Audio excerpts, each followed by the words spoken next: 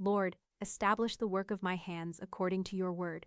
Psalm 90. You hear those words and something in you relaxes. It's not a magical eraser that removes every obstacle, but it's a posture, a steadying of the heart and mind that says, I want my doing to line up with what matters.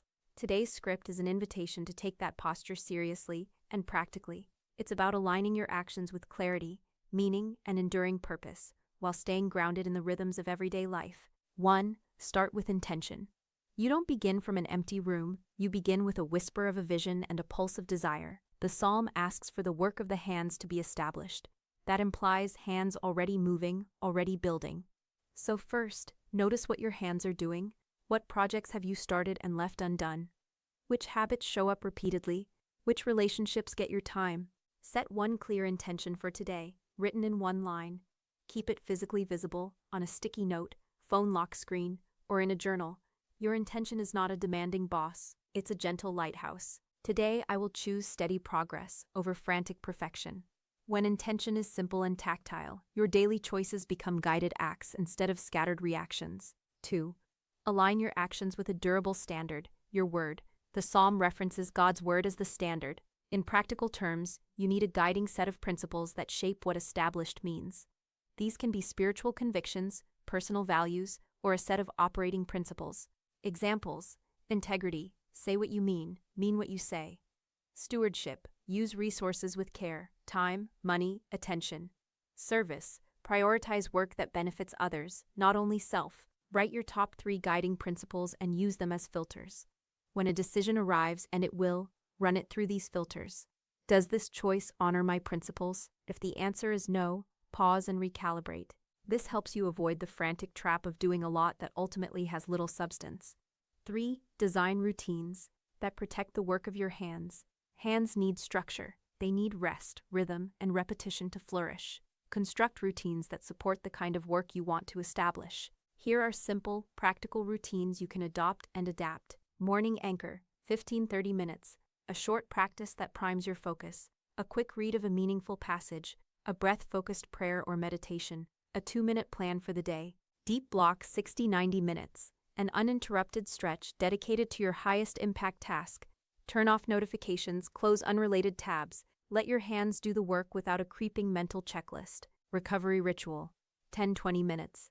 A deliberate wind down that signals completion. Tidy your workspace, jot one sentence about progress, and step away. Routines aren't rigid cages, they are kind gates that invite your best work to enter. Small rhythms compound. Over weeks and months, they scaffold projects into things that last. 4.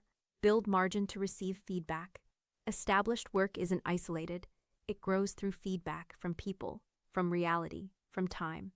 Give your schedule margin to receive correction. Calendar buffers between meetings, days reserved for review, or a weekly session to ask, what worked, what didn't, how did my actions reflect my principles? Invite trusted voices into your process. A friend, mentor, or peer who knows your values can offer clarifying perspective. Feedback should be specific, timely, and actionable. If criticism lands as a vague thud, ask clarifying questions. Treat feedback as data, not identity. It tells you how the work is hitting the world and how the world is shaping the work back. 5. Embrace craftsmanship, not mere productivity. Productivity is a numbers game.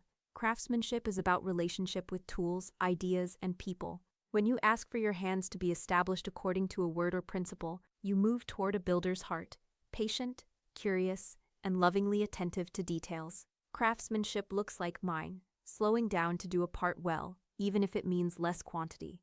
Learning the fundamentals until they become second nature. Taking pride in small finishes, clean edges, clear explanations, uncluttered layouts. Celebrate mastery of the fundamentals. Before chasing novelty, practice the basics until they carry depth. This is how your daily labor grows into something that lasts. 6. Measure rightly, focus on meaning, not only metrics. Metrics matter, but which metrics? Track things that reflect genuine fruit. For creative work, it might be steady weekly progress on a manuscript. For service work, it might be the number of people who experienced real improvement because of your effort. For relational work, it's regular, meaningful conversations, not social media likes. Create 2 measurement layers. Minors, process metrics, hours of focused work. number of calls made, pages written. Impact metrics, outcomes that reflect change. Client results, improved team morale, projects completed. Check both. If your process is healthy but impact is missing, pivot. If impact is present but process is chaotic and exhausting, refine systems so you can sustain the work. 7. Resist the tyranny of busyness. Busyness often masquerades as importance.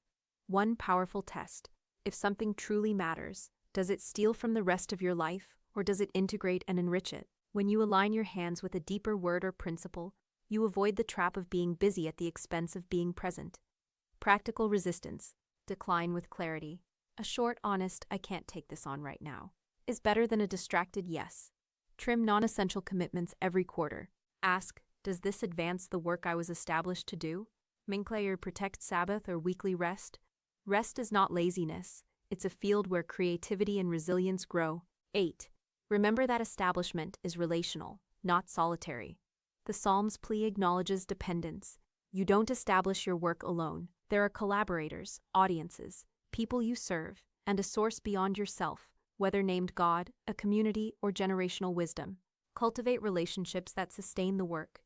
Mentors who can see a longer arc, peers who will celebrate and critique, people you serve who keep you honest about real needs. When something succeeds, share credit. When it falters, accept shared accountability.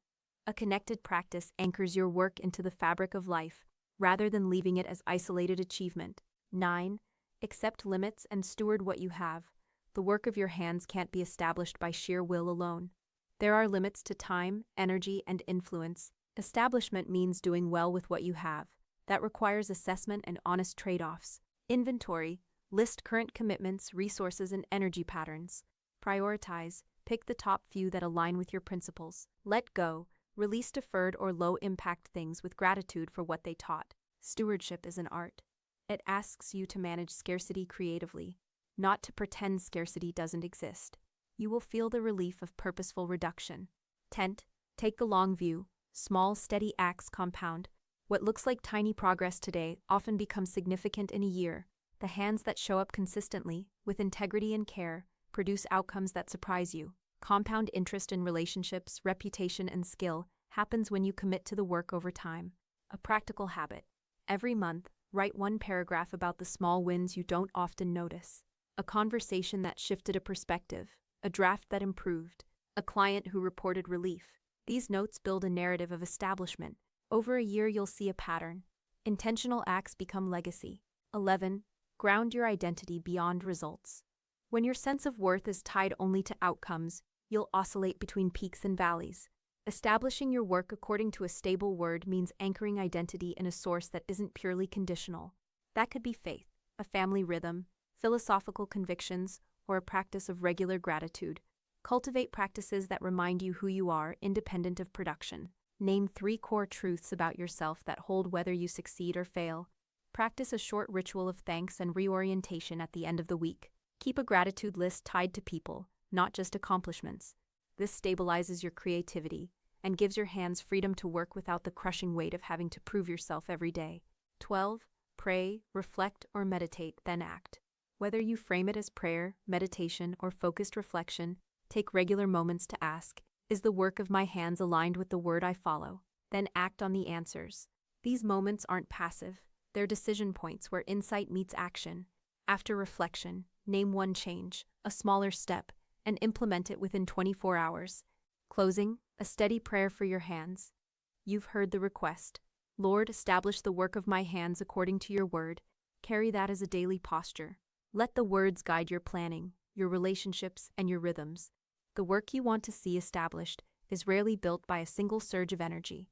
It's the quiet insistence of hands that return day after day, guided by principles, refined by feedback, nurtured by rest, and offered in service to others. So take 3 small steps right now. 1. Write one clear intention for today and place it where you'll see it. 2. Name the single principle that will guide your decisions this week. 3. Block one focused work period of at least 60 minutes and protect it fiercely. Do this and watch the pattern shift. Over time, those small acts become the architecture of a life where work is not merely busy work, but meaningful, steady construction. A life whose hands are established by a word that matters. Remember, The goal isn't constant productivity or approval. It's faithful craftsmanship aligned with what you believe to be true. When you live that way, your hands build things that last, and your life gives a quiet testimony to the things that really matter. Music swells, a camera lingers on a simple scene of hands at work, writing, planting, repairing, and the image says it all. Steady, deliberate, established.